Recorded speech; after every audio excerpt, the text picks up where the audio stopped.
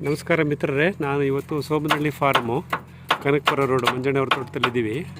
ನಾವಿವತ್ತು ಈ ಒಂದು ಹೊಸ ಕೊಳವೆ ಬಾವಿ ಬೋರ್ವೆಲ್ಗೆ ಮೋಟ್ರು ಇಳಿಸುವಂಥ ಒಂದು ಕಾರ್ಯಕ್ರಮ. ಸೊ ನೀವಿಲ್ಲಿ ಗಮನಿಸ್ಬೋದು, ಇದು ಟೆಕ್ಸ್ಮೋ 12 HP 30 ಸ್ಟೇಜು. ಇಲ್ಲಿ ಒಂಚೂರು ತೋರ್ಸಪ್ಪ.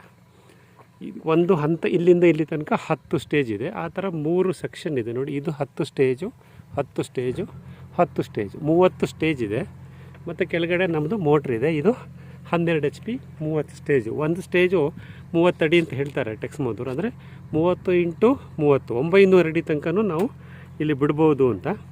ಇವತ್ತು ನಾವು ಎಷ್ಟು ಅಡಿ ಬಿಡಬೇಕು ಅಂದ್ಕೊಂಡಿದ್ದೀವಿ? ಇಲ್ಲಿದೆಯಲ್ಲ, ಇಲ್ಲಿ ನಮ್ಮ ಹತ್ರ 40 ಪೈಪ್ ಇದೆ. 2 ಇಂಚಿಂದು GA ಪೈಪು 40 ಇದೆ ಅಲ್ವಾ? ಅಲ್ಲೊಂದು ಸ್ವಲ್ಪ ಇದೆ. ಅಂದರೆ ಒಂದು 800-850 ಅಡಿ ತನಕ ಬಿಡ್ತೀವಿ. ಆಮೇಲೆ ನಿಮಗೆಲ್ಲ ಗೊತ್ತಿದೆ ಆಲ್ರೆಡಿ, ನೀವು ರೈತರಾದ್ರಿಂದ ಇನ್ನೊಂದು ಸ್ವಲ್ಪ ಜ್ಞಾಪಿಸ್ಬಿಡ್ತೀನಿ.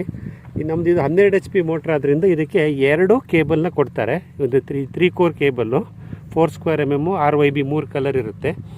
ಇದು L&T ಕೇಬಲ್ ಯಾವುದೋ ಕಂಪನಿ ನೋಡಿ ಅಲ್ಲಿ ಬಂದಿದೆ. ಲುಕ್ಷಿ ಅನ್ನೋದ 2 ಕೇಬಲ್ ಬಂದಿದೆ.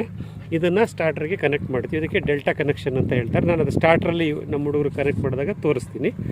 ಎಲ್ಲ ರೆಡಿಯಾಗಿದೆ. ಈಗ ನೋಡಿ, ಮೋಟ್ರ್ ಅಸೆಂಬಲ್ ಮಾಡಾಗಿದೆ. ಅದಕ್ಕೆ ಕಾಲರು ಫಿಕ್ಸ್ ಮಾಡಿದ್ದಾರೆ. ಕ್ರೇನು ಬಂದಿದೆ. ಇದು 20 ಅಡಿ ಇರುತ್ತಪ್ಪ ಕ್ರೇನು. 23 ಅಡಿ ಬರುತ್ತೆ.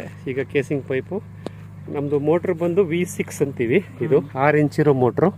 ಇದು 8 ಇಂಚ್ ಇರೋ ಕೇಸಿಂಗ್ ಕ್ಯಾಪು.